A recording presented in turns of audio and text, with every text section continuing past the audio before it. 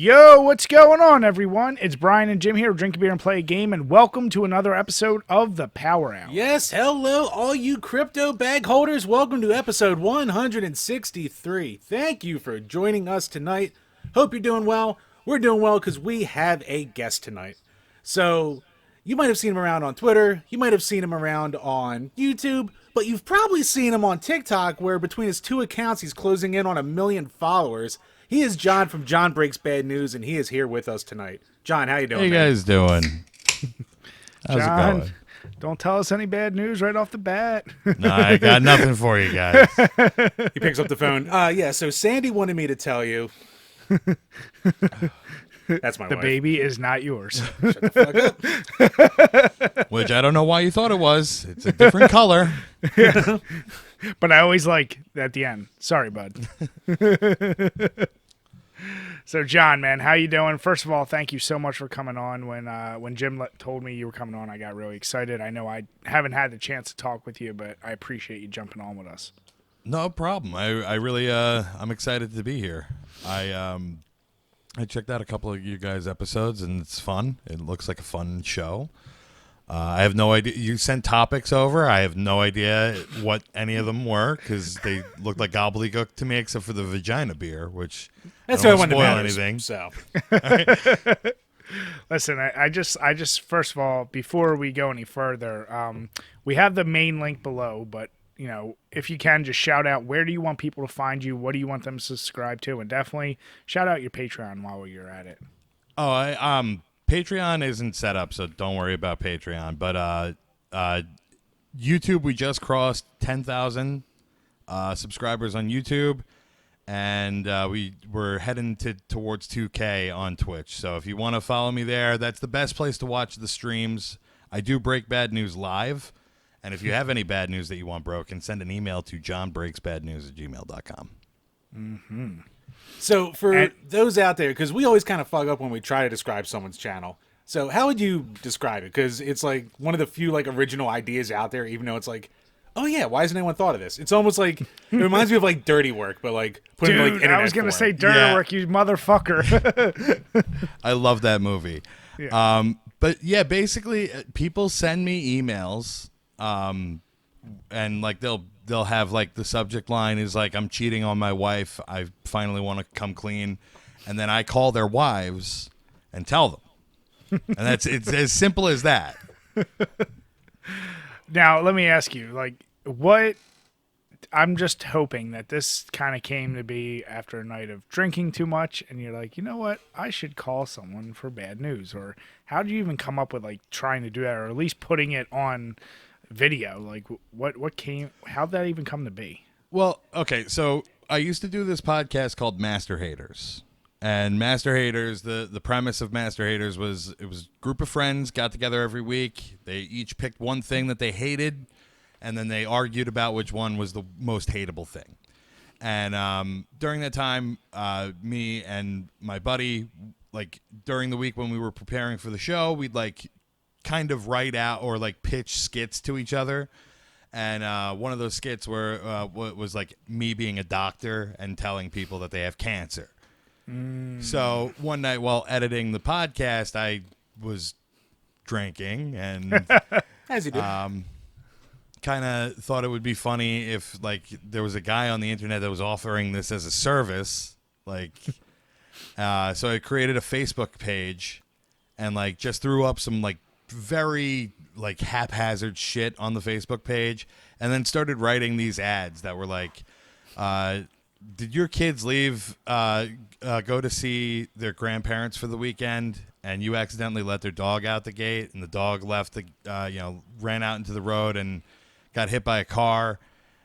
So instead of telling your kids that their dog is dead, you went to the pound and you got a dog that looks almost like their dog, but has one missing distinguishing feature. So you decide to replicate that feature with some paint. And then when the kids get dropped off by their grandparents, the dog runs through a sprinkler and the paint washes off, and you have to explain to your kids anyway that their dog is dead. Well, why don't you skip all that and send me an email to jonbreaksbadnews@gmail.com, and I will call your kids and tell them that their dog is dead. And that started getting like shared around like different Facebook groups. But the one thing that really like took off was I took this picture of me, and I had just like gotten out of a pool, and I was like all fucked up. My beard was all matted, and there was a kid behind me that looked like he was crying. So I just snapped a picture, and then I wrote like the caption like, "Just told this kid his parents are getting divorced. Job well done." Send an email to jonbreaksbadnews@gmail.com. And that blew up. That was seen by like 10 million people. And all of a sudden my inbox is filling up with these fucking requests for me to call people and say shit to them. So I was like, all right. I looked at my girlfriend. I was like, get your fucking phone. We're going outside and we're going to start filming a couple of these calls. So I started calling people, and like a lot of people don't pick up for like weird numbers, but eventually somebody did, and we got the footage for like one of the first TikToks that I made, which was like,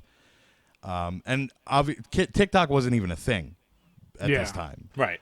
This was back in 2019, and so we filmed it, we put it on Facebook, and that got shared 1 million times, and then all of a sudden, like it was just like.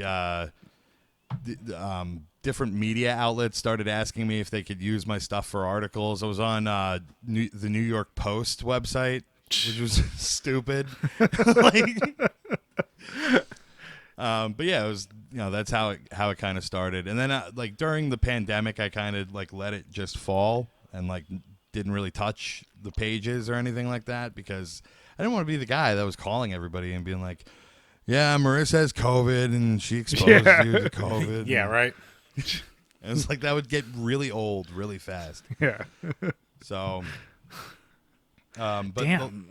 the last year I've been back and I've been trying to push this as strongly as I can. And you've been doing a hell of a job, man. And like you're one of the few people I've seen who's had your account get deleted and just come back stronger afterwards, and it only took about a week. Yeah.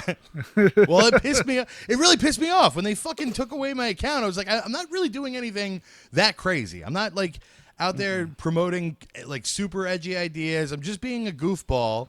And, to wake up and see that they've like fucking crushed your account that like you've been building is really annoying.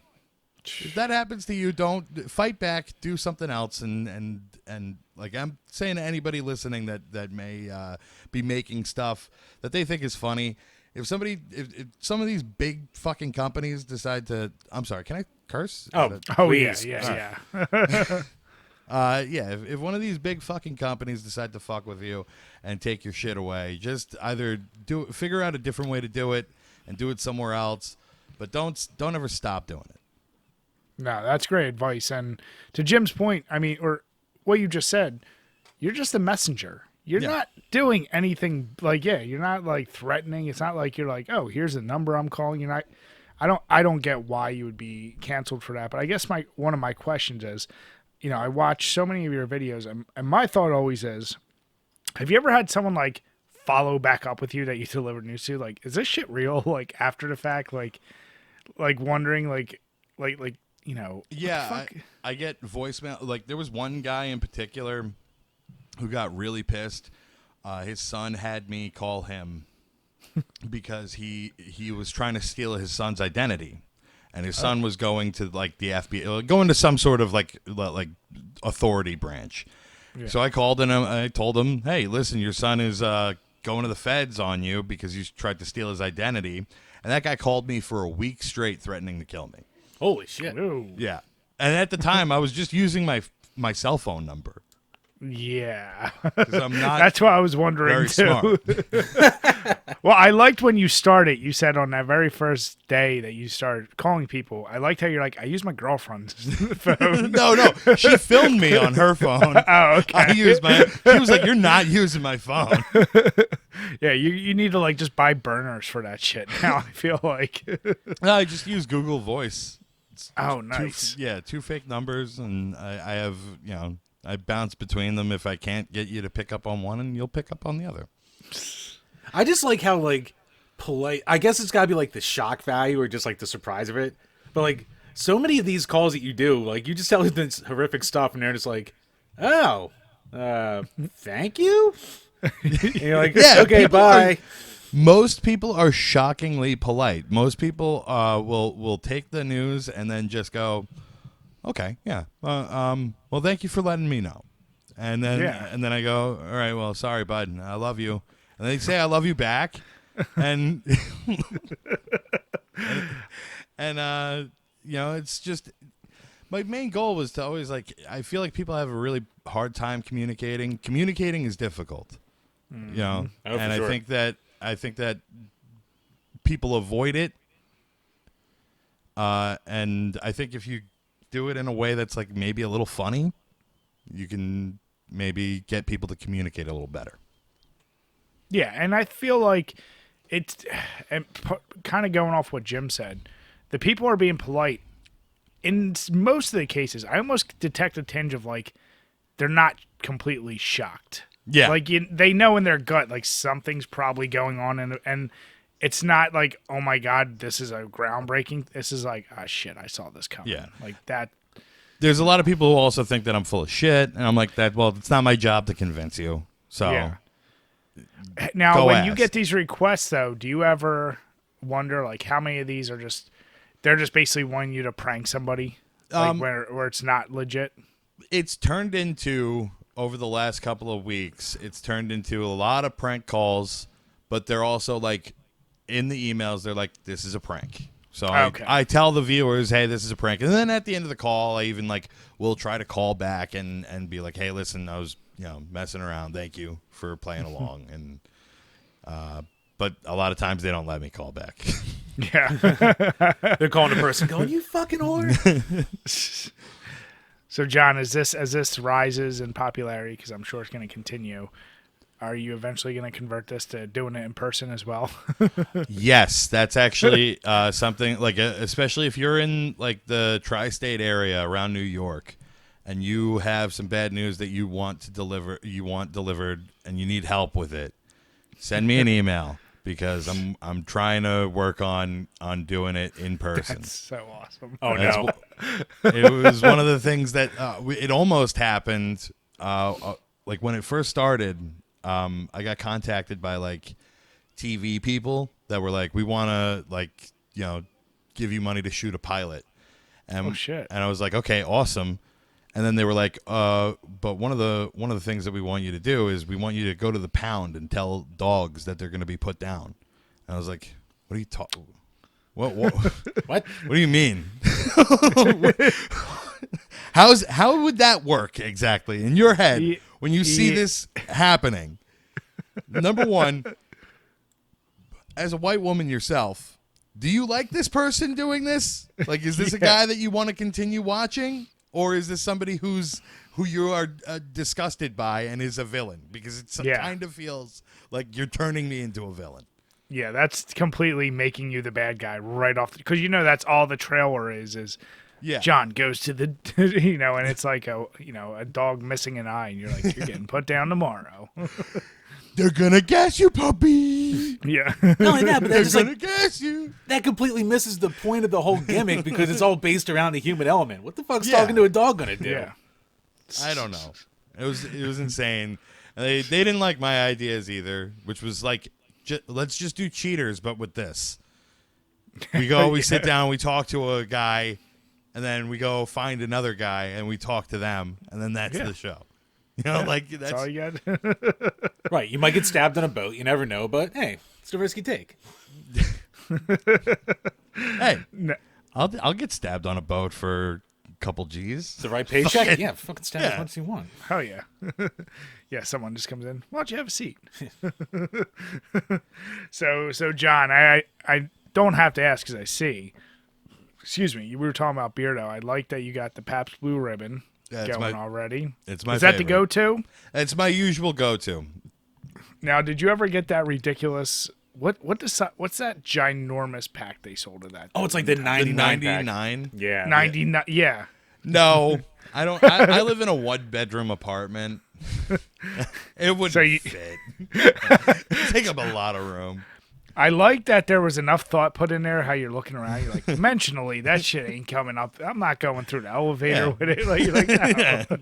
No, I can see the feng shui. You got that support behind you. You could just stand it right next to it because that 99er would just be floor to ceiling anyway. If I could make it into some sort of throne, that would have been nice. Oh, yeah. Just get all your cases, line them up. Not comfortable, but it would have been fun. Gotta do it for the bit, at least. So do you ever delve into, like, the craft world, or you're just like, I tried it once, it tastes like a tree's asshole, I'm done with this, I want to go back to just knowing what I love?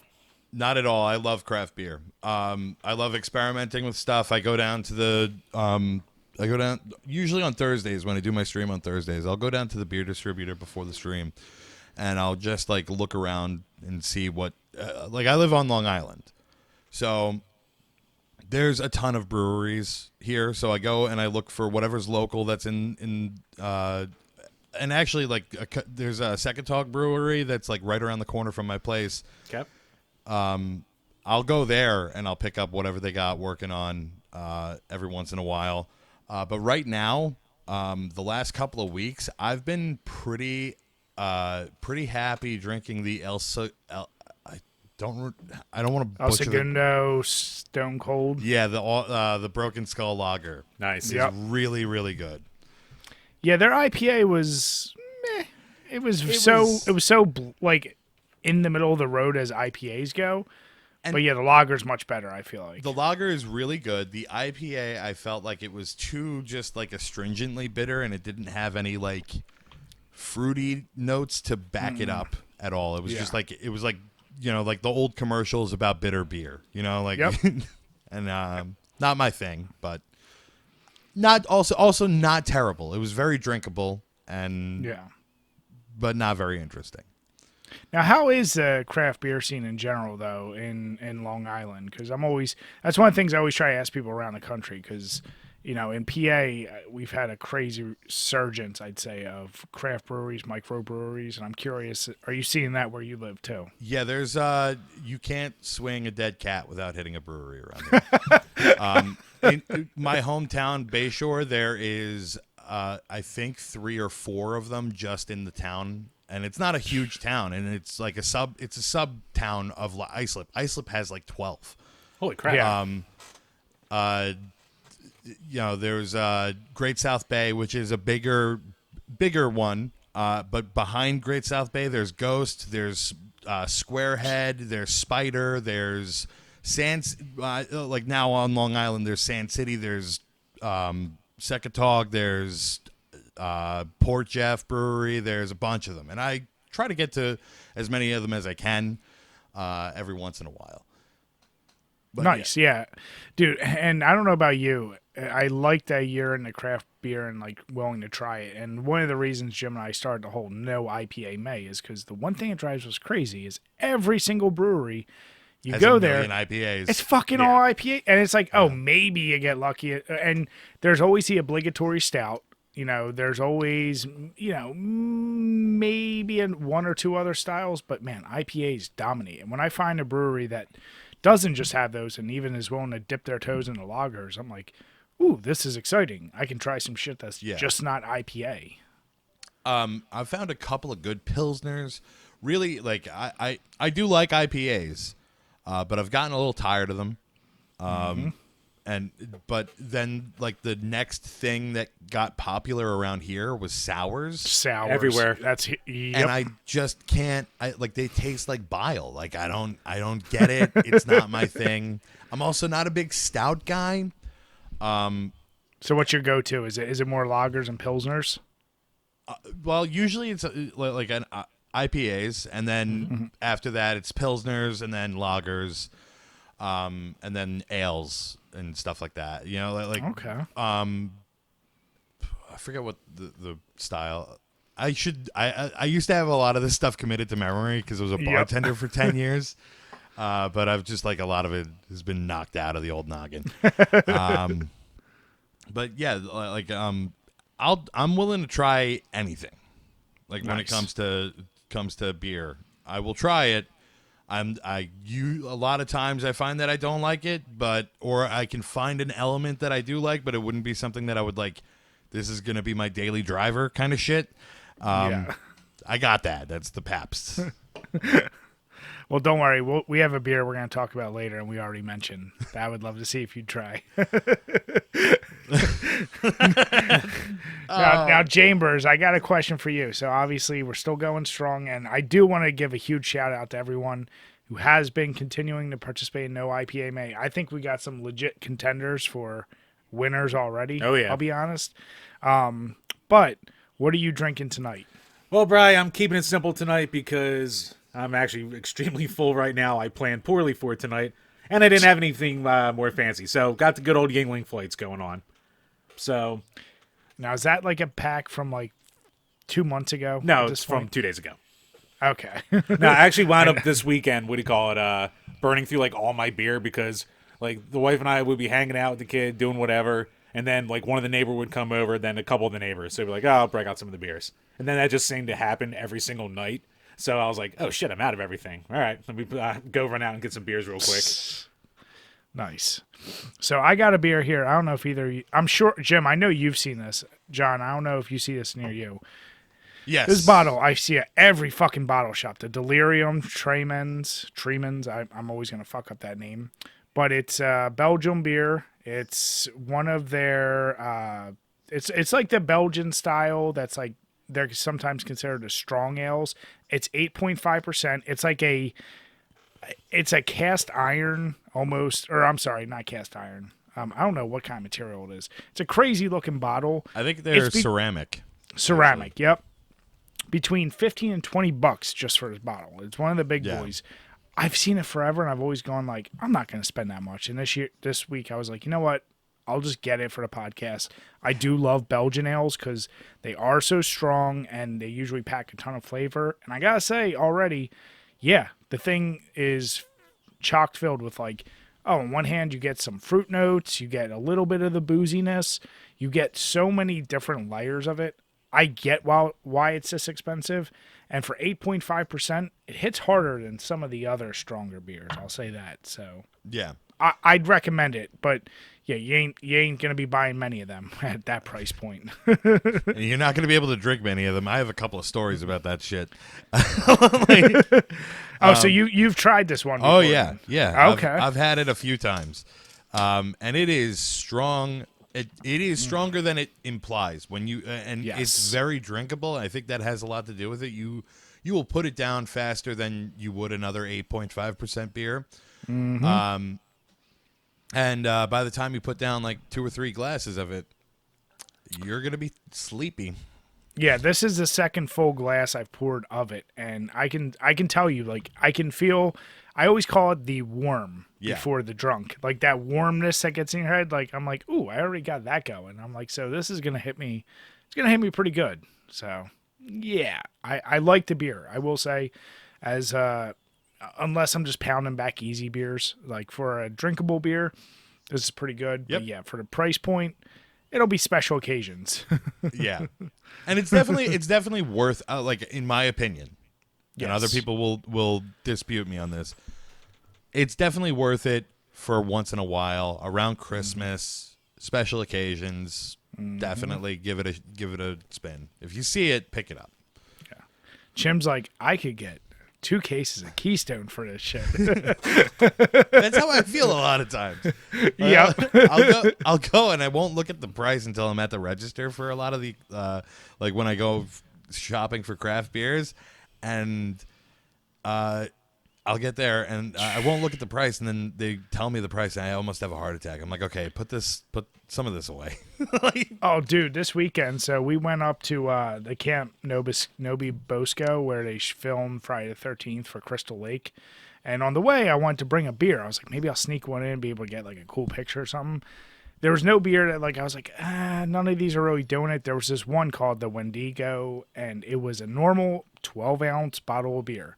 I grabbed it, looked awesome, had like a wax seal on top, and then I looked at the price, and it was $64. Oh. I said, get the fuck. Wow. I was like, no. I was like, usually those higher price beers are going to be in the big bottles or like in a box. This was just like right next to like a friggin' like Blue Moon. I was like, what the fuck? $64 for one 12-ounce bottle. I was like, Was it like nah. especially like high percentage, or It was a higher. It was like maybe in the tens, but still, like I said, for that price, Yeah, no, that's crazy. now has me on like a little. I need to like reach around and be like, who has ever tried this? Is it any good? Yeah. You know, like because I'm not willing to drop $64 on that. I Jim, would- maybe if me and you split it, and Yeah. we take Yeah, sippy cups. We'll split it. We'll dip into the Patreon funds for that. We're doing it for the show. That's the lie we can say. But John, so we know obviously you do like beer, but the question is, do you play any games? I love video games. My issue is I don't have a whole lot of time for them. I'm a dad. I work 2 jobs, and now with this kind of also becoming like eating up a lot of my time. So it's hard for me to find a minute to just like jump into some Elden Ring, which I loved. But you know, whenever something good, really, really good comes along, or something that I really, really like any of the Bethesda games, and I know people will Yep. talk shit about that company all day, but they make fun games for me. But yeah, recently I've been neglecting the video games. Okay. Well, what was the last? Was Elden Ring then like the last big one you Yeah, played? yeah, Yeah. definitely. And I didn't Jim- beat it. I got like it's too hard. I'm really bad at games too.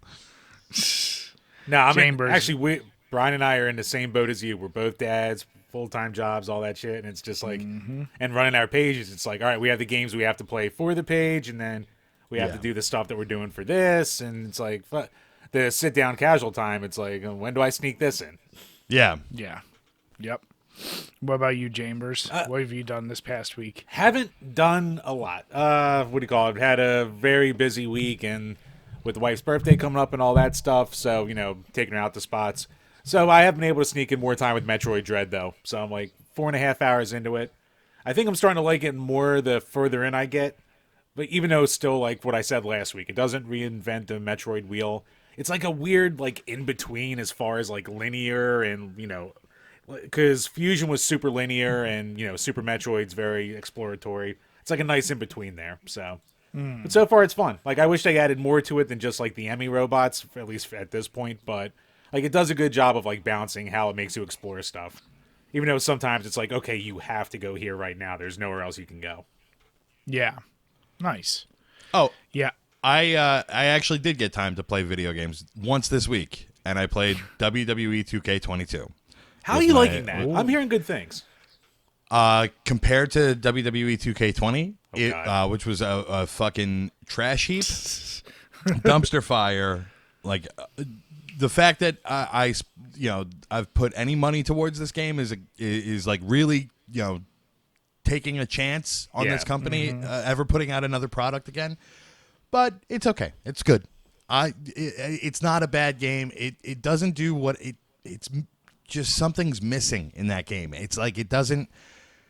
Like, you don't feel like you're winning a match, or you don't feel like you're struggling when you're underneath, and it's like the selling is just not there. And it's like you'll have like like this hour-long fucking brawl with somebody, and then you'll just like get up and you'll walk around like you're fine. It's like there's just like something, like there's a couple of animations that they could do that would make it a much better experience when like in matches. But I've Yeah. also only tested out and played like regular matches. Okay. I haven't done any of the other game modes. Yeah, I've seen especially a bunch of our friends and fans, like they seem to really be like saying this is so much better in the past couple games. It is. Like there's been, I guess, some improvements to the engines. Now, me personally, I haven't played. I toyed around with like I think 16 or 17, but the last ones I really enjoyed were 13 and 14, and I felt like those were really good games. And then I just completely fell off. After they jumped to 2K, and I think that was 2016. They did the full next gen leap into the, I believe, Xbox One. Yeah. At least, Xbox One, PS5, PS4. That was like they had made it such a simulation of a match, but they were just missing like the personality. Yeah. And that's what it's always missed. And actually, like, I had a lot of fun with 2K20 when it worked, because it would be a buggy disaster and like it would be funny. Like, this is very dry. It's like almost missing that element of like jank. Yeah, you know? it's like almost a little too polished to a point where, one of the games Jim and I and a couple friends of ours years ago, I still said one of the best times we had was playing PUBG for the buggy mess that it was, because you'd spawn into the map into a couch and you're like, what the fuck is this?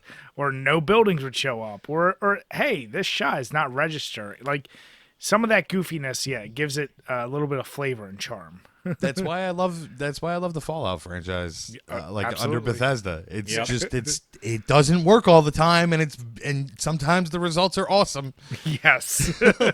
There's nothing like quite getting hit by something and just rocketing away. You're like, what the fuck? And you're not even mad. You're just like, okay, that just happened. Then your game crashes, and then you get a little mad. Oh, you're like, all right, fine, I'll restart it. Yeah. I almost have to like thank Bethesda, because like back in like the early 2010s, like Brian and I were both going through like the achievement whore phase. We're like, all right, play a game, try and get all the achievements, all that bullshit. And then you play like Fallout New Vegas or Skyrim or something, and you spend like 4 hours on a quest and a specific thing to get an achievement, and you do it, and it says, oh, you did it, but then it glitches out and doesn't give you the achievement. And you go, motherfucker! And it's like you'd have to restart the entire goddamn game. And I'm like, I'm not doing that. And eventually I just kind of gave up on it, which is probably for the best. Yeah, Not Jim the and game I with have the been achievements. Bethesda apologists, though. I mean, we said for many times like that we love. They haven't made a mess in my book, so No. I enjoy all their shit. Yeah, but Jim, to your point, I finally managed, and I say finally both. It's a bittersweet finally. I finished Witcher 3, which was an amazing game. It was really good. It's one of those deals where I was so happy to be done, and then I got done and said, oh, damn, I'm done. Like, it was both like, I don't know how many hours I put in. I know I can look at it, but especially because we're doing the level 50 club, I'm like, all right, I got to get on to other games, but damn, that was such a good game. But like, it's perfect because I just finished that. And then, when did I text you, Jim? 2 days ago or 3 days ago? Oh, about Evil Dead? Yeah, I bought the new Evil Dead because it was $40, a physical copy. I was like, all right, not a full price game. I will say it was funny because the dude at GameStop was like, just a warning, apparently the servers still aren't up yet. I was like, of course. Oh, good. Any fucking new multiplayer game, God forbid. But yeah, I started playing that. I'm probably only put an hour or two into it. I really like it. I think the amount of fan service it does, but you can't just be a fan of the original Evil Dead. Like, you got to really span all the movies and even the show to like get everything. But I love how much like it's a deep system they put in there, and they didn't just half-ass an experience and just slap Evil Dead and say, here's the game. It's not perfect, but it's pretty damn fun. Now, granted, the people I play with, Is there a campaign for that? so it's not a campaign. There are missions. There's like a main mission tree. So like it literally starts with the first movie, and like you got to find whatever her name. What's his girlfriend's name in the first movie? Linda or Cheryl?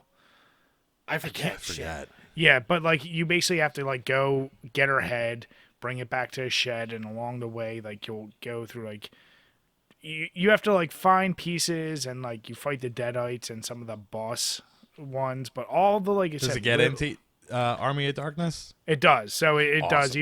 Evil Dead 2, Army of Darkness, and then like I said, the show. So the main crux of the game is, players versus players, and somebody controls either the Deadites, the armies from Army of Darkness, or the demons from the show. And then the characters are broken down into classes, but it's basically Ash from every version of those, and then supporting characters. So you get like from Army of Darkness, Eric the Red, and the other knight Nice. dude that he's fighting with. From the first movie, you get like Scotty and Cheryl, and then like the second movie, you get the other two like random humans. Of course, I've only played as Ash because why else are you going to play an Evil Dead game? Well, of course. But no, it is fun, and I love those asymmetrical 1 versus 4 style. So yeah, that's really all I've had time to play so far this week. Now, does someone get... Oops, sorry, go ahead. Oh, sorry. The last question that I had for you, Brian, was did you play the expansion for Witcher? So here's the deal. That's where I have both expansions. Was it Heart of Stone and Blood and Wine? Yeah. So I got the version of Witcher that's like the game of the year or whatever, where it has it all. I beat the game and I was like, you know what? I just gotta take a breather. I'm gonna come back because I have those quests tracked. I did every single Witcher contract already in the game except for the expansions. So I want to go back and do those really bad. Definitely do them. They're fucking the expansions are just as good as the game. Like both of them combined, it's just as good as the base game. Now the base game was my favorite game I've ever played. Yeah, and that's just, dude, and like you said, I don't want to do spoilers, but yeah, that ending, I'm like I was like, you emotional motherfucker. But yeah, now that game, it was a game that I've talked about for, because you can easily do 100 hours just on side quest missions. So I don't know how much time I did, but I know I did. Every side quest that didn't involve like playing Gwent and doing the horse races. Because at some point I kind of got tired of doing those. I was like, I suck at the card game. And I was like spending too much time at it. So I was like, I just want to kill monsters. And the horse racing I didn't get. I was never good at the horse racing either. No. Yeah, that shit was annoying. But like, I like that it's there because it's just it's like any open world. Like, you're right, I can dive into this. I made the mistake at like level 25 trying to start one of the expansions, and it's like, you should be level 34. I was like, I'm pretty good at combat now. I got my ass whooped by a regular like low level bandit at that level, and I was like, all right, never mind. This sucks. So yeah, I for sure will go back and play those as well. But yeah, like I said, the thing is, Jim and I have said, we're doing this level 50 club. We want to see how many games can we beat in a year. I put the arbitrary number. I was like, 50 sounds good. Because if you count like a lot. So here's the deal. That's where I was like, is it a lot or is it little? If you do like Jim, or Jim is doing a backlog of a lot of like Game Boy games, which you can beat in like half an hour. You're like, okay, now you can rack them up. Or even games you've already played and just beat this year. We have some people on this list, and I gotta shout them out, who already beat 50 games and they're up to 70 games. Holy shit! Now that's I wish I could have that time to do that. That's impressive to a crazy degree. But we have somebody else actually, Big Head Paul. Yeah, Big Head Paul. Yeah, he already hit 50 again. So like I'm in like third place with like 30 games. And the only reason I'm at 30 games is because there's a lot of these this indie developer I play. But I do want to say the ones that are killing it the most on our list, aside from the top two, I'll say, are all of our patrons. And Jim, I know you put it out there, so what questions we got this week? Yes, patreon.com/DrinkABeerandPlayAGame, where for as little as $2 a month, you can ask a question that we'll answer on each and every single episode of the Power Hour podcast. And please get those questions in, especially all you guys that keep raising your tiers. Get them in. Yep, you can get them in for the bonus episodes and get us your game review requests and all the good shit. So first up, from Travis Lee, if you could choose, which post-apocalyptic video game setting would you live in? What faction would you be? How long would you survive? I would not survive at all. I'm a realist. John, we'll let you go first if you have an answer to that. The Institute. They look the most comfortable. Nice. They look the most comfortable. They got the best food. Yeah. They got gorillas and shit. They got a whole zoo down there. Mm-hmm. Yeah, they're set up. They're set up pretty damn well. And it's funny. If I'm just going for comfort, that's in a post-apocalyptic world, that's where I'm going. Dude, it's funny. As soon as they said it, I was like, oh, I'm thinking Fallout. And I'm glad you went Fallout too. And then I started thinking of factions. I'm like, well, the Brotherhood of Steel, I feel like you'd basically be going around in Iron Man armor if you get up to that level. I was like, but that's a sucky, like, it's basically as hardcore military as it gets. Yeah, I don't know. I definitely think because if I think post-apocalyptic, my mind goes automatically to Fallout. So Yeah. and in that case, it's like, yeah, do you want to be in the Brotherhood of Steel or well, the vaults. It depends which vault you come from, because some of them that would really suck. The Brotherhood of Steel was my first thought. Then I was like, wait a minute, that sounds difficult. Yeah, I'd probably get go there. Fucked up too. Yeah, but I would still probably go there because if you can unlock Liberty Prime, I want the 100-foot friggin' robot on your side. So Giant mech suit. Yeah. So I'd probably have to go that way. Now, Jim, aside from you wouldn't survive, let's put you in Fallout, Jim. Are you with the who are you with? Are you a fiend? Oh God, knowing me, I'd probably be turning into some ghoul. At least I'd be skinny for once, but I'd probably be a ghoul, or I would just be some low level fucking, just one of those guys like camped out, kind of useless. Everyone's going, "Oh, this fucking guy," trying to scrape around where I can. I have no delusions of grandeur. I know what I am. Jim, are you one of the enemies running at me with a pool cue while I have like a laser gun? Yeah, probably. He's one of the guys like, can you spare a mute fruit? Yeah. Has all the bottles of the Nuka-Cola around him. It's a great question, Travis, and I liked it better than the shrimp question. I don't know, bro. That shrimp question was pretty top notch.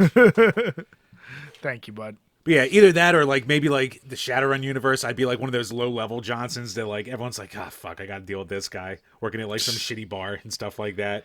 But is that post-apocalyptic or is that just alternate? It's probably just alternate, like cyberpunky future, so not exactly post-apocalyptic. So yeah, I'll be useless in Fallout. Fine. Next up from Brian Reese. What are your current go-to original soundtracks? His are Hades and Streets of Rage 4. Ooh. What you got, John? I'm not much of a video game soundtrack guy. Honestly, I don't know why, but it was never something that I even considered that you could do, is like listen to video game music until like very recently, and then I still never did it. So I have no idea what I would say. The GTA. Oh, no. I think Watch Dogs had the Lawrence Arms. I'd listen to that. Yes. Yeah. I believe you're right. I think you're right. I'm not 100% sure. But yeah, no, Jim and I have said the same. Like, I've never really just turned on a sound. Now, granted, we've done videos where we will like just listen to soundtracks.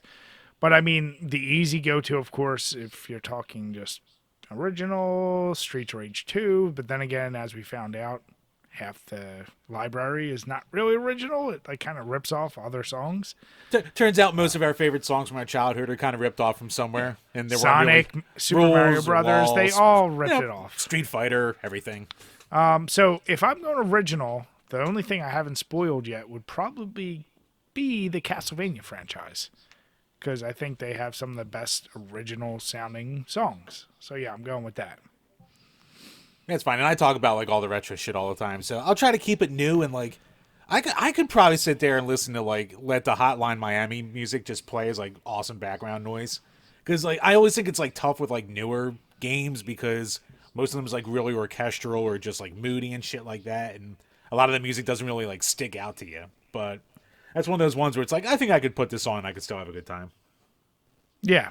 No, that is a good soundtrack, and I knew you were going to answer with some goddamn more obscure game. You what? Hotline Miami's not obscure. Hotline Miami I know about, so it can't be that obscure. No, because Jim's favorite games all reside with Star Fox 64, Streets of Rage, all the things we know what he was going to answer, but he's like, I got to say something else. Yeah, what, am I going to say the same thing every single week? God. Yeah. I mean, if that's what you want, Bri. Jim, be true to yourself. You think I'm boring now? I can make this much worse. Great question, Brian. Yep. And last up from Burn Retinas. How different do you think in the gaming landscape would be today if the TurboGrafx 16 or Neo Geo achieved the console success of Nintendo or Sega in the early 90s?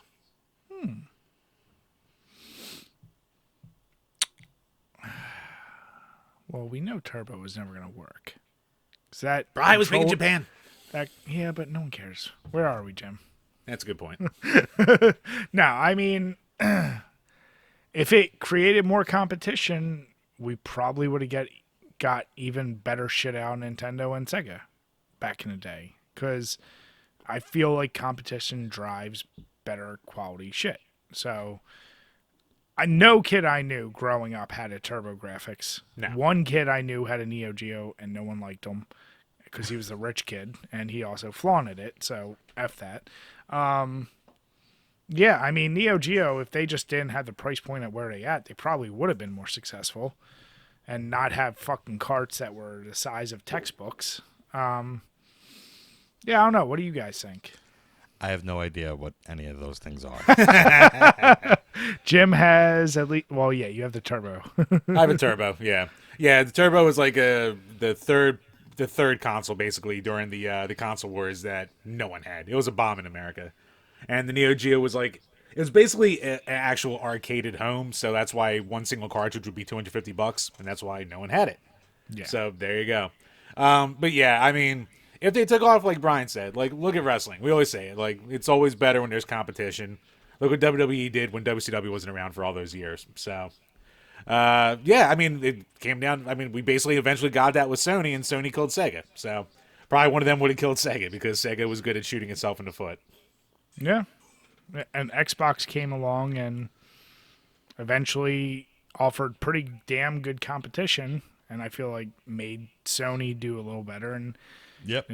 Nintendo just continued to be like, we're just for kids. Oh yeah, Sony got real cocky with the PS2 and the PS3. They're like, yeah, they'll pay for $600 and not have any games for 3 years. Uh-oh.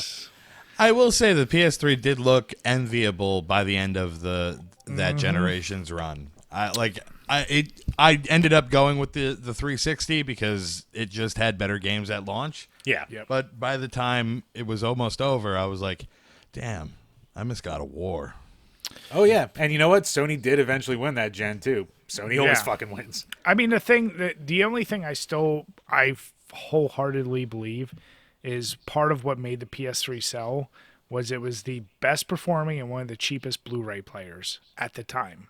Yeah. Like sold, I know it sold a lot just for that alone, not even just for games. But I mean, that PS3 between people shit getting hacked, and all the other problems it had. Yeah, like me. Yeah. And Xbox they still to this day do a better social aspect of their consoles. Like they hit it. I don't know why everyone doesn't just copy them. Like do what the fuck they do with their social stuff and you'll do fine. But everyone else gets cute with it. Yeah, you think just having party chat in general wouldn't be that hard, but no one else wants to do it. So I don't get it. Yeah. So yeah, that was a great question, Bern. Yep, and that wraps up all the questions for this week. So once again, thank you to everyone out there. If you're new to the show, please head on over to Patreon. Check out all the tiers. A lot of different tiers, a lot of good stuff out there. And if you're listening on iTunes or Spotify, please head over to there. Leave us a 5-star review. We'll read any 5-star review that you leave for us. Anything helps out the show. And for all the current patrons, once again, we truly appreciate it. Thank you, guys. Love you all. Subscribe to their Patreon. You the man.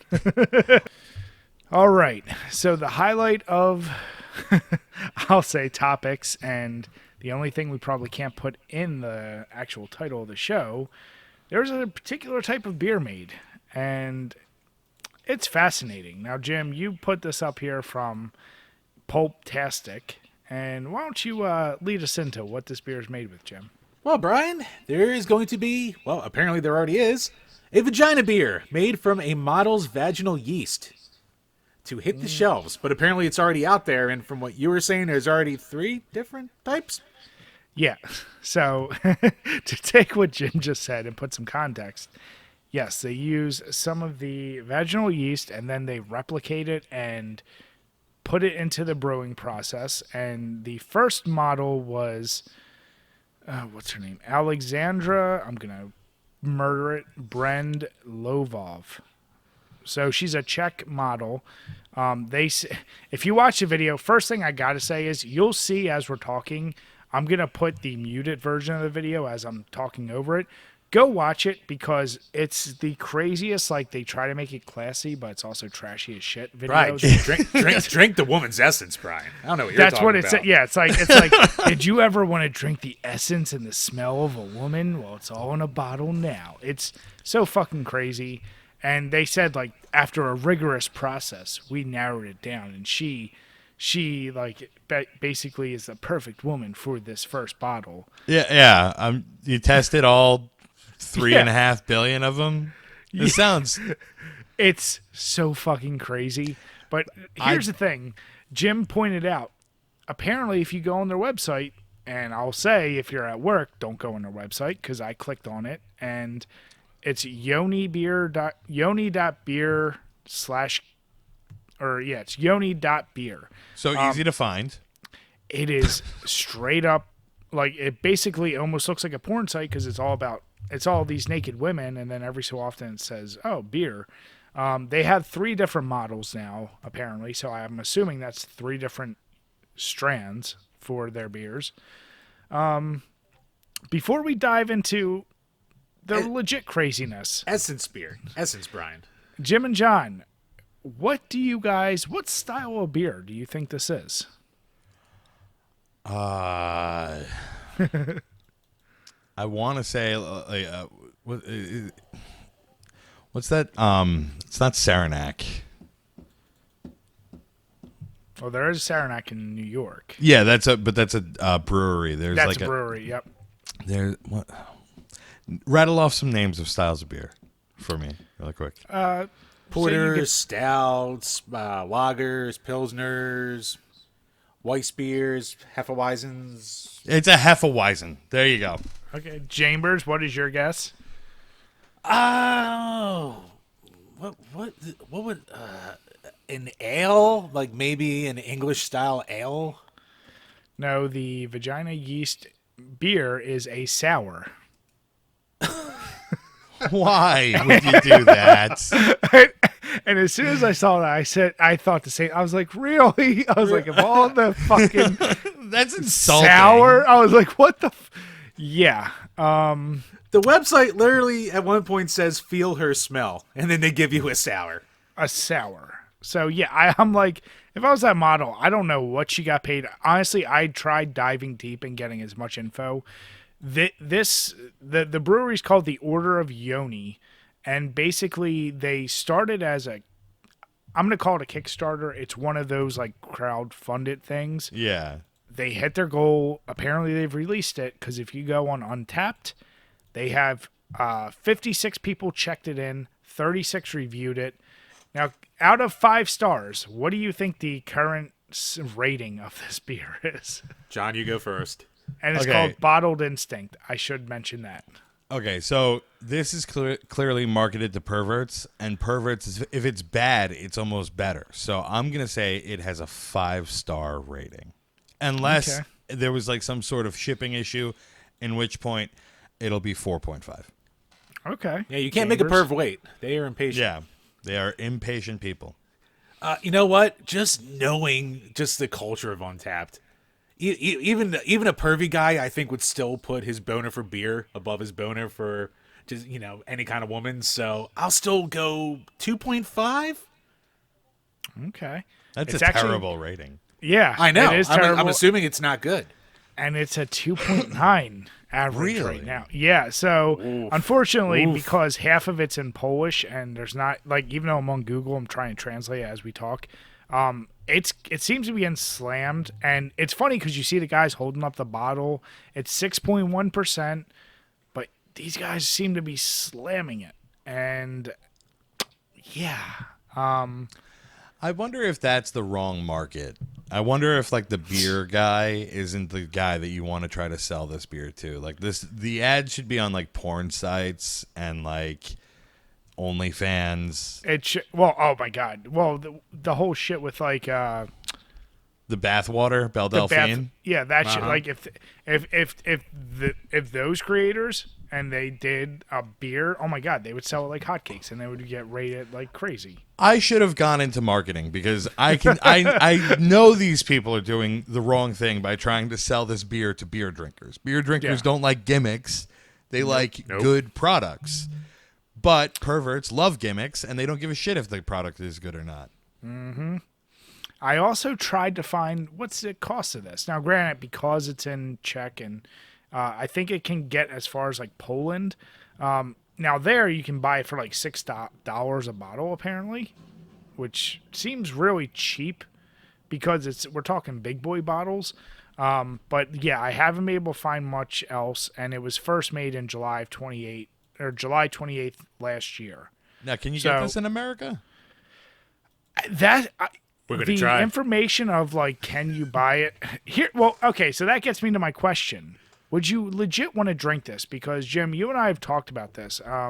John, I don't know. Do you drink a lot of Dogfish Head? Yeah. Where you're at? Okay, Yeah. so I don't know if you ever watched. There was like a documentary. I think it was called like Brewed Guys or something on Netflix. Nah, Brewmasters. The guy Sam, he's fanatical about beer, and one of his beers, it was a ancient. I don't want to call it say Aztec, but it was like an ancient, beer recipe that required you to literally chew corn and spit it into it because your saliva broke down the enzymes. So he had his workers literally do that, like replicate a 3,000-year-old beer recipe to the T. So they were literally chewing up corn, spitting it into the mash, and brewing it. I didn't want to drink that, even though I know it gets boiled and everything. Would you really want to drink this is my question. Like, is there any, curiosity? I'm super adventurous when it comes to when it comes to most things. Like the chewed up 3,000-year-old recipe, that would be something that I probably wouldn't even like stutter step at. I would go full bore. Let me try it. Just get it, yeah. But and then also the content creator in me is like, the pussy beer is hilarious. Exactly. If it wasn't for this site, I'll be honest, I would never consider it. Absolutely. Only because of our site, I'm like, of course I would want to get it now. But I would also, there'd be a part of me, I'm like, it's kind of disgusting. Right, but it feels like we have to. Of course. But that definitely doesn't have to. Fuck, Jim, we drank corn soda, and that was god awful. I guarantee corn soda. It was that bad? Those gimmick flavor sodas, the corn one. Some of them are good? okay. Some of them are okay. The corn one, for some fucking reason. You know what it was? The perfect way to describe it. If you've ever boiled heads of corn and you had that smell of corn water, that's what it tasted like. It tasted like boiled corn as you drank it. That's the best way I'm going to describe it. Yeah, it wasn't drinking sweet. the smell of corn water. It was terrible. And it was Worse so than, pungent. the ranch? Dude, so here's what we thought. We thought the ranch was going to be disgusting. We tried the ranch. It was the most subtle of so we got one of those packs. I forget the name. It's on Amazon. You can get 6 different crazy, or was it 10, Jim? Do you remember? I think we got 8 to 10, something like that. Yeah. But it was ranch. I was like, this is going to be disgusting because it looks like murky water. And you're like, this is going to be disgusting. And you drink it, and it's actually surprisingly sugary. And now they're all sodas, so they're all sugary. But it was very subtle. The worst ones were by far corn, and I'm trying to think the buffalo. The buffalo wings sucked. Buffalo wings sucked. Peanut butter and jelly wasn't bad because it was just sugar. Yeah. That sounds like it would be good. Pleasant. But ranch, I was waiting for the ranch to be terrible. I was like, oh, that's not bad. We and did corn, that first because we were like, all right, let's just get the worst one out of the way. Yeah. So it maybe but when we got the corn, but the buffalo one wasn't good either. I can imagine that one being very strange. That's what it is. Yeah. It was just what am I drinking? You were just something's off. But a lot of them were more sweet, weird flavors. The corn, I was like, oh, it's sweet corn. It'll be kind of sweet, but then it just tasted like corn water. So yeah, that threw us off completely. Does sound gross. Yeah, when you put it corn water. I'm like, oh, okay, well, yeah, because it wasn't that sweet, and it was also just bleh. Because whenever I saw that, I imagined this. It probably tastes like Frosted Flakes. Yeah, I can see that, but wish. this, it makes you want Frosted Flakes. I'll tell you that. But to your point, John, like the Dogfish Head. Now I know it's not like people chewing in the shit, and they're gonna. If you never told me and gave me it, and I drank it, it wouldn't bother me after the fact. It's thinking about somebody doing that. But this is a similar situation, especially because it's a sour. I still think that's fucking hilarious. Right. But I'm gonna drink it. And I'm like. okay. It's like the gimmick of it. And seeing what it gets rated on Untapped, I'm like, it's probably not even that good. So it's like, if I end up paying some crazy amount for it, you also go like, why am I paying this much for this? This is ridiculous. For the thumbnail, Brian. For the thumbnail. For the thumbnail. Now, at least the women are good looking. Since it's made in Czech. If you had this company doing it in America, God only knows what they would throw on there. What are you trying to say, Jim? I'm just saying there'd be a lot of body positivity, I'm sure, thrown into the mix. That would make it way less appetizing. Jim, now that we have Jim's Crusty Corner, we're going to make Jim's Crusty Beer. Oh, Jim, what if it was a bestseller? Would you be horrified or delighted? Little both. So, yeah, the link is below. I don't know what else to say. I feel like I've seen Jim. I know you're not really a fan of him, but one of the Tosh.0s like made like a skit about like turning women's sweat into like a perfume. I think he called it Swunt. And and I was like, that's ridiculous. And that's what I thought of as soon as I saw this. I was like, who? I also wonder, like, the model who agreed to this, what kind of kickback? Does she get like a just flat rate, or is it like a per bottle purchase? Probably. I would imagine it had to be some sort of flat rate. Like, do they have to keep going back to the well for more yeast too? I mean, that is a question. It's like, what if they blow for different, up? Different. The logistics are mind-boggling, really. Yeah. Well, you said that they were able to replicate the yeast, right? They were able to like. This is what didn't make sense. Like, if you watch the video, it's literally like someone made a like infographics video, and they're like they show the woman's yeast, which is basically her essence, which is it's a water drop with a woman in lingerie in the middle of the water drop, and they show it going into like a fucking beaker, and then all of a sudden it like replicates into like hundreds of them. They're like, after we heat it, it like breaks it. I'm like, I don't know what the fuck this is saying now. Well, they probably just got the yeast to multiply. That's that's basically what they did. Yeah. But it's like, yeah, like after that initial batch, though, I forget, they did have numbers on there of how many the initial batch was. But as I said, So if you go on their website, the lower the number, the closer you are to her snap. to the essence. Oh, we do our order. Boys, we got 13. Holy shit. I just, it's so creepy when you watch a video and they say, taste her smell. I'm like, that's awful. Like, Well, at first I didn't watch the video. At first I didn't watch the video, and you're like, watch the video. And I immediately click on, I'm like, why is it 3 minutes? Jim, And it just keeps going. That's too long. Yeah. Jim, you're not going to Way too long. You can't make a beer with vaginal yeast and not make a 3-minute video. Come on, Jim. All right, just no one tell Lizzo that this exists, because she'll make her own. I'll buy that one. She made the Popeye That sandwich, one's the Jim. funny one. That's the funny pussy beer. Is the Yeah. Lizzo pussy beer? You know what? That would probably be the best tasting one, too. Damn it, Jim. Like fried You chicken? know there's no kale in that diet, so you're not going to be getting any of that. God damn. Yeah, but if you guys want to dive deep, I said the link's below, and I'm going to put some of these other links I found.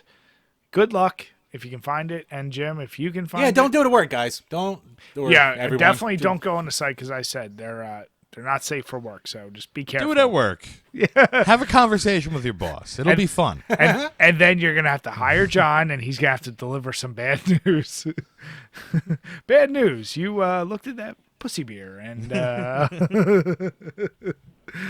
so yeah, that was one of my favorite beer topics in a while, Jim. Good pull. I'm glad that this is the episode that I'm on. Yeah. So John, I know you said earlier before we got on, I don't know if you follow any of shit. Like, we talked about PlayStation, Xbox not getting their shit together. I don't know if you saw PlayStation is now finally confirmed, like, hey, we're going to PlayStation Plus, pissing some people off because they have like 2 different subscription services now. 3 of them. Yeah. I didn't know that PlayStation had any subscription services. I thought that was just Yeah. Xbox, which I think the Xbox one is, like, honestly, for the money, It's amazing. crazy good.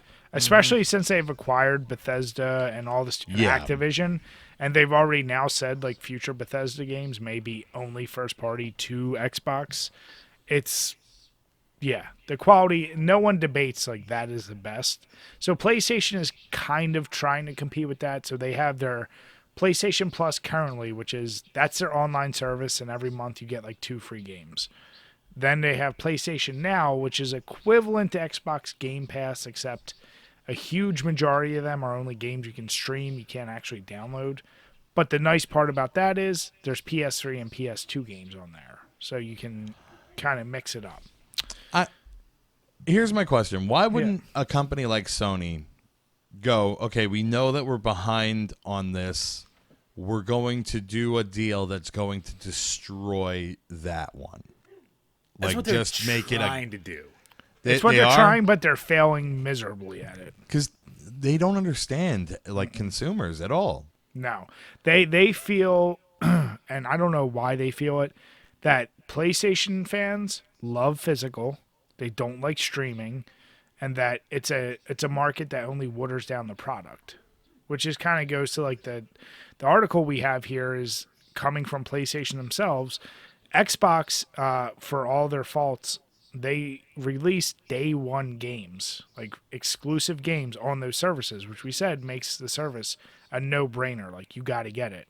Yeah. PlayStation's basically saying, like, well, we'll never do that because that could deteriorate the quality of the games if we launch them day one with others. Because basically we'd have to, like, pay less for it. Well, they're basically saying that they would put less money into it because they would get less, like, actual sales instead of... It's basically, do they want to be a game seller or do they want to be a service, basically, at this point? Yeah. And they still want to be a seller. So, I think that's where they're missing the boat where, hey, they have whoever you think has the best exclusives, it doesn't matter. You can't deny Xbox has the best service.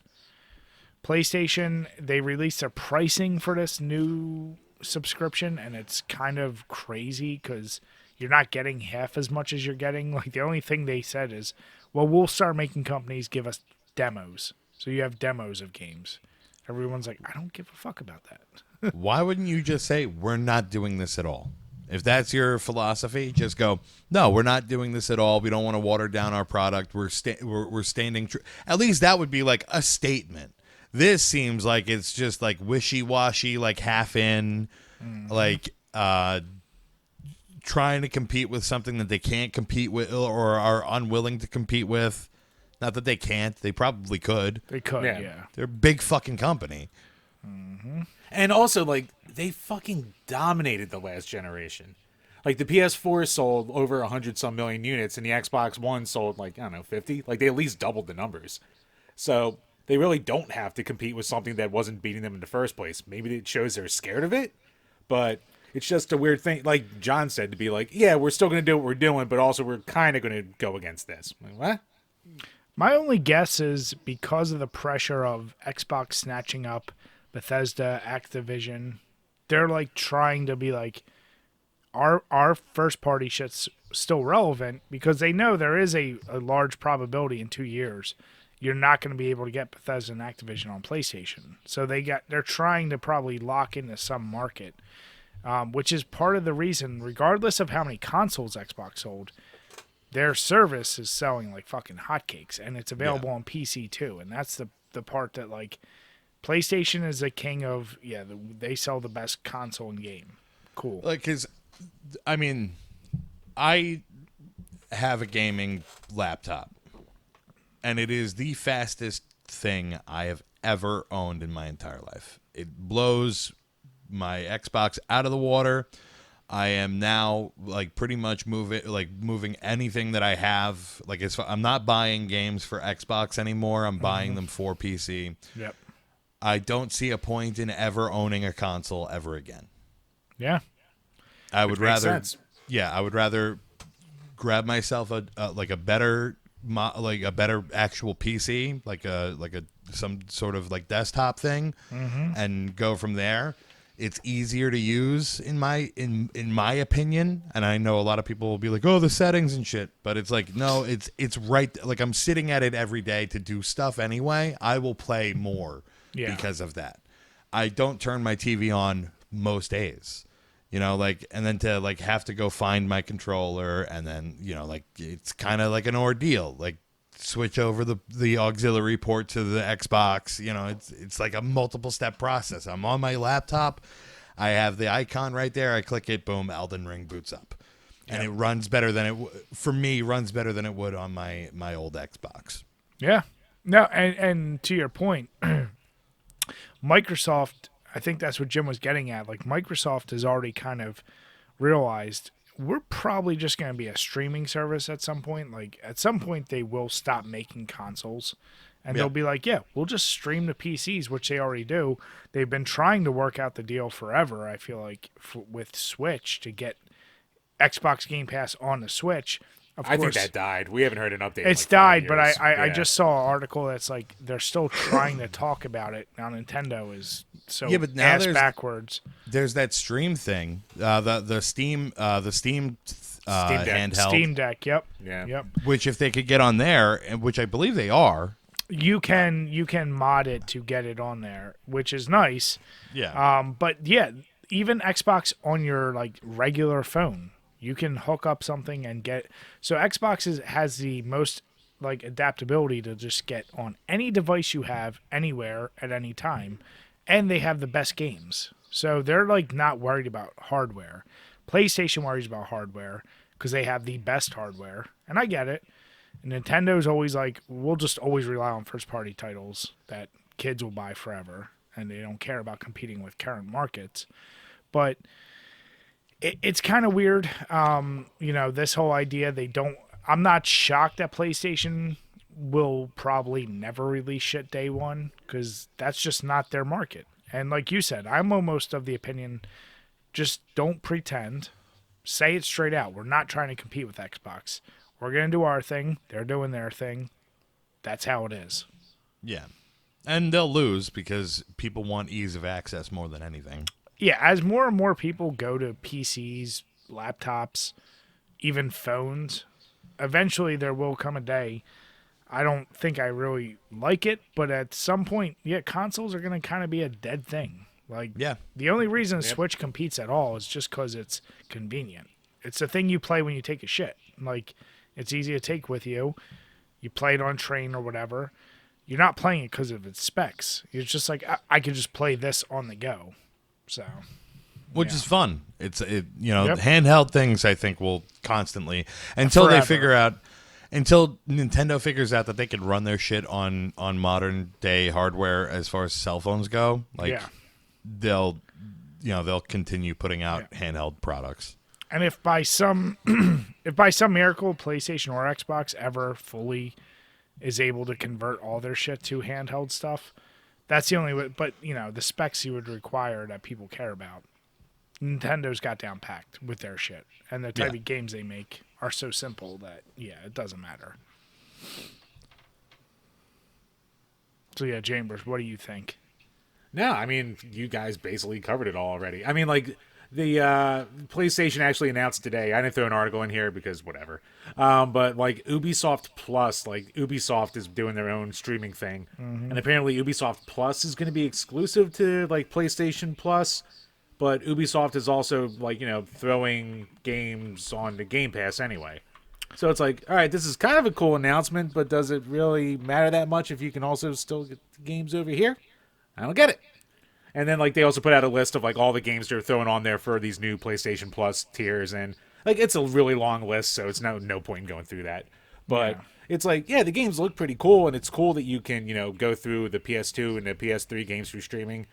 But as much as, like, a guy who's so into retro like me and goes back to old stuff all the time, like, even I gotta admit, like, for the most part, the people they're trying to sell this shit to, they don't really care. They're barely going to scratch the old shit. Hell, even I barely touch it. Like the NES online on the Switch, because it's like, well, I have an NES. If I want to play it, I'll just play it on there. That kind of deal. So it seems like it's basically like you guys said. Like PlayStation doesn't have to try and compete this way.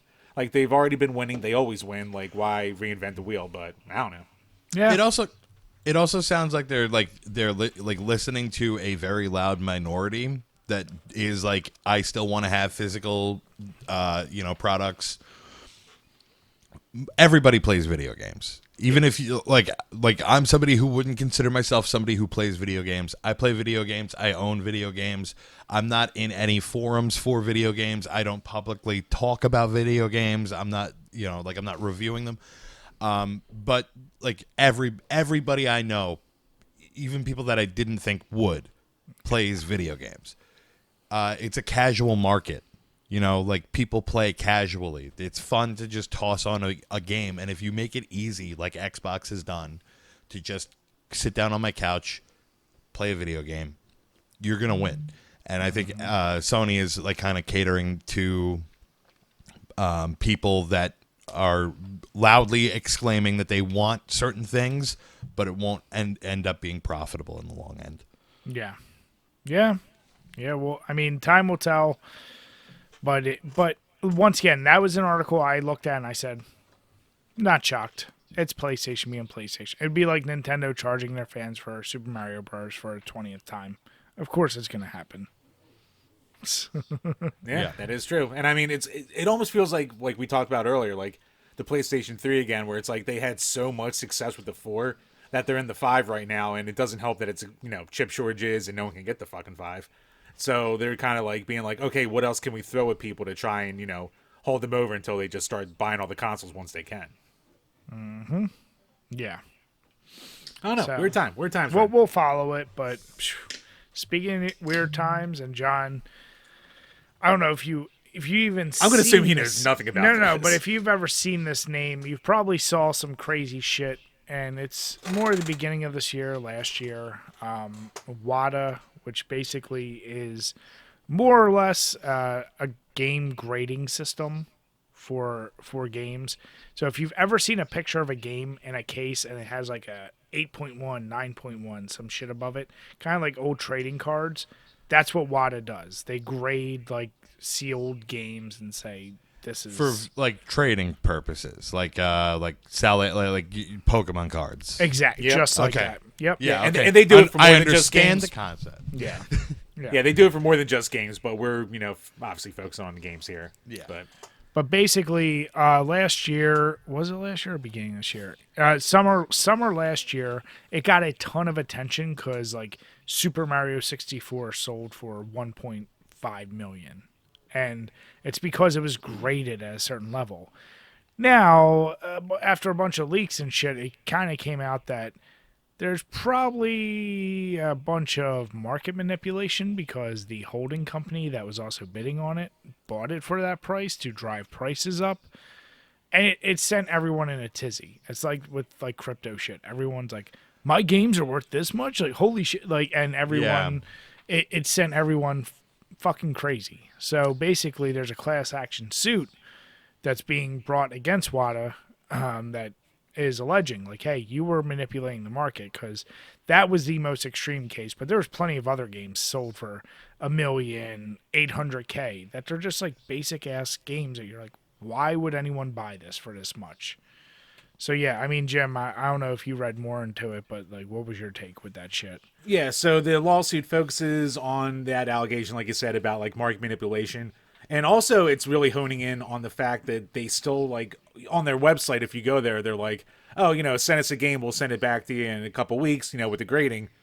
You're lucky if you get that back in a year at this point, because everyone's sending, like, bull rushing them, and they're not updating their thing. So, it's manipulation, lying to the public, and all kinds of stuff like that.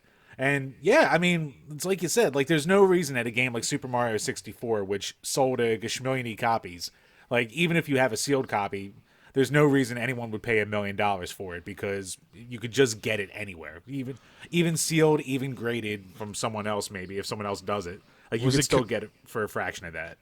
Was it coated in the vaginal yeast of a Czech model? Exactly. Yep. They use a Q-tip to go right along the board. They were ahead of the curve on that one. Geniuses. But yeah, so yeah, apparently California, a bunch of people got together and they're like, no, fuck this is bullshit. And they're bringing it against them. And I mean, WADA's been like the bane of like the collector, like the game collector thing for years now, because they're always just like, oh, they're just bullshitting all these numbers. And I mean, it's kind of worked because there's no reason, like between COVID and WADA, there's no reason that, say, Michael Jackson's Moonwalker on Sega Genesis, that's a $200 game now, like not even sealed, just like opened up, super, somewhat commonish game. Like all these games are just exploding. So all the fuckeries, just it's the only time like trickle down economics has ever worked, where like the ones at the top fucked all the prices, and it's just been fucking everyone down and down and down and down kind of deal. Anytime I see that shit, I mean, shit, I don't know about you guys, but as a kid, I fell into like buying boxes of Tops because I wanted to get that friggin' random card of some sports card and be able to sell it. Oh, the book says it's worth a couple $100, and you go to any store, they're like, I'll give you $10 for that. Like, what the fuck are you talking about?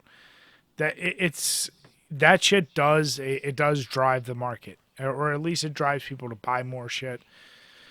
So yeah, you know what? I hope WADA. I hope they get a nice dent going, because that's all bullshit. And again, it's retarded because like it's not like a trading card where like, yeah, you can play the game with the cards, but like you're probably not using that foil Charizard from 1998 if you're playing competitively today. So yeah, it's a shelf piece, but like a fucking game, like it's meant to be opened up and played. Like, You gotta love a good scam, though. I respect the hustle. I respect the shit. If you pull it off, cool. But it's like, you know what it is? I think they hustled a little too hard. Like if they could have kept it like at like, oh, this is worth $50,000. Like Even $100K. Yeah, like people would have been like, this isn't Mario crazy. 64. Yeah. But 1.5 million, you go, what the fuck? Like that turns heads, and now you opened up a whole market. Like you went too far, got too greedy. So yeah, this is gonna be. We just got over one lawsuit that we followed for ages. So yeah, now we'll follow this one and see where it goes, because I would love to see them just be fucking taken to the woodshed. It's because like I haven't bought a game in like an old game in like almost over a year, because I'm like, nah, these prices are even too ridiculous for me, and I'm a sucker. So that's why you gotta emulate. That's all you gotta do. Yeah, no, I mean seriously, the best thing these days is get a flash card or a Mister at this point. Like fuck paying for old shit. Yeah, paying the balls anyway. Yeah, but so John, I gotta ask, how the Paps treating you? I like the collection. Yeah. I fidget a lot, so I'll just like move the can that I'm working on, and then I'll just like I love it. make different formations. What about you, Chambers? Your Yingling flights? I'm 3 in. I mean, they're super smooth like always. Nice little light lager for you, and it's still more alcohol than normal Yingling light lager. So it's a weird little thing, but it's quickly becoming like my go-to like cheap beer. No, I've never seen that before. What is it? Just like their light beer, or? Yeah, well, they have so Yingling has their light lager, but this came out within like the last year, I want to say. It's so like 2 years ago, yeah. Yeah, it's like a version of their light lager, but it's like 95. So it's less calories and more alcohol by like a few things on each. So. Oh, nice. Because, yeah, Yingling has, like, an actual beer and a light beer, and their Yingling actual light beer is one of the worst things we ever drank on this page. But their light lager and the flights are delicious, so. Have you tried the Hershey Porter from Yingling? Yes! Oh, yeah. I like them. Like, they got pretty bashed. Dude, they got bashed by, like, the beer advocates People of the world. fucking hated them. They're like, this is the worst thing ever. I was like, tastes like chocolate. What the fuck's the hate? Like, why are people hating on this shit? I was like, they bought Ridiculous. it. I'm like, what'd you People think will it was going to taste complain about like? anything. Yeah. Oh, dude, the beer market, I said, the two niches that we're in, video games and beer, the worst. God, I mean, granted, wrestling fandom's pretty terrible too, but man, beer nerds, holy shit. The stuff they get mad about. But yeah, no, the Hershey's, we've recommended that many times. We're like, dude, it's really good. I'll join you in the recommendation. Yeah. The Hershey's beer is very good. Especially if you have, like, buddies over who, like, don't drink any craft beer and shit like that. Yep. You give it to them, and you'll be like, well, I don't like porters. No, just drink this. You'll like it. Yeah. Do you And like then chocolate? what happens? You'll like it. Yeah. But yeah, no, those flights, yeah, like Jim said, it is I'm still not sure, other than calories, why they made it, because the light lager is actually pretty good from Yingling. It is, yeah. But this does it's even more session. It's like it's super easy to drink, and I've only actually had it out of the bottles. I don't think the cans and bottles are that different, but They're not. I recommend it. It's pretty damn good. Mm-hmm. But yeah, my experience with Delirium, delicious. As John said at the beginning, I would say this is definitely a special occasion, not just a random Monday night, because tomorrow I'm probably going to be like, motherfuck. But you will be. Yeah.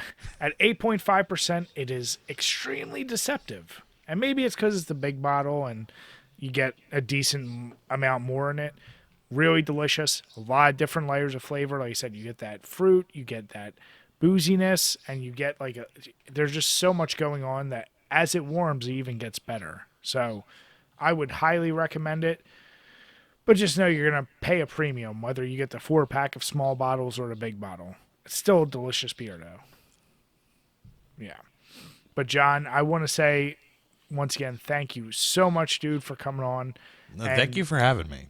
Yeah, I mean, you guys, you have to check the links below. Obviously, it's a beacon, so it has all links.